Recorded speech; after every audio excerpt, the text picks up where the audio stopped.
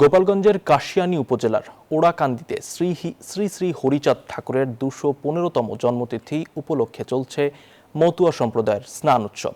পুণ্যলাভের আশায় স্নানে অংশ নিয়েছেন দেশি বিদেশি লাখো ভক্ত। উৎসবকে কেন্দ্র করে কঠোর নিরাপত্তার ব্যবস্থা করেছে প্রশাসন। সামিউল আলমের তথ্য ও চিত্রে বাকিটা দেখুন ডেস্ক রিপোর্টে। শ্রী শ্রী হরিচাঁদ ঠাকুরের ২১৫তম জন্মতিথি উপলক্ষে বসেছে দক্ষিণ পশ্চিমাঞ্চলের মতুয়া সম্প্রদায়ের সর্ববৃহৎ মহা বারুণীর স্নান উৎসব। দেশি বিদেশি লাখো ভক্তের অংশগ্রহণে গোপালগঞ্জের কাশিয়ানী উপজেলার ওড়াকান্দি যেন জনসমুদ্র। ঢাক ঢোল আর বাদ্যের তালে তালে নেচে মাতোয়ারা ভক্তকুল। জন্ম জয়ন্তী উপলক্ষে ফাল্গুন মাসের মধুকৃষ্ণ ত্রয়োদশী তিথিতে প্রতি বছর এ স্নানোৎসব ও বারুণী মেলা অনুষ্ঠিত হয়।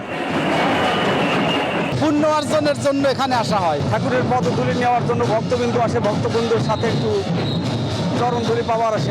প্রতি বছরই হয়, আমরা প্রতি বছরই আসি। পুণ্য স্নান করতে আসতাম আমরা এখানে, এই জায়গায় আসার জন্যই পাগল হয়ে যায়। দেশের বিভিন্ন জেলা ছাড়াও ভারত, নেপাল সহ বিভিন্ন দেশ থেকে আগত অন্তত 10 লক্ষাধিক পুণ্যার্থী অংশ নিয়েছেন। মন্দিরে পূজা অর্চনা শেষে ঠাকুর বাড়িতে অবস্থিত কামনা সাগর ও বাসনা সাগরে স্নান করে পাপ থেকে মুক্তি, পুণ্য লাভ ও দেশবাসীর মঙ্গল কামনা প্রার্থনা করেন ভক্তরা।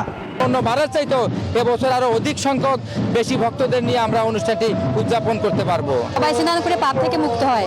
এই পাপ মুক্ত হওয়ার জন্য সবাই এখানে আসে, যাতে তাদের পাপ কিছুটা লাঘব হয়। এখানে যে মানত করা হয় পূর্ণ হয়, আমরা সেই উদ্দেশ্যে এখানে এসেছি। উৎসব সুষ্ঠুভাবে সম্পন্ন করতে কঠোর নিরাপত্তা ব্যবস্থা নিয়েছে প্রশাসন। শতাধিকের উপর ফোর্স এখানে মোতায়েন থাকবে এবং তারপরে যদি আমাদের ফোর্সের প্রয়োজন হয় পাশাপাশি সেনাবাহিনী সহ অন্যান্য সংস্থাও থাকবে।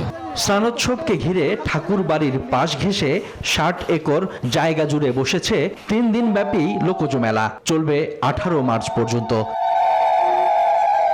Desk report, news 24।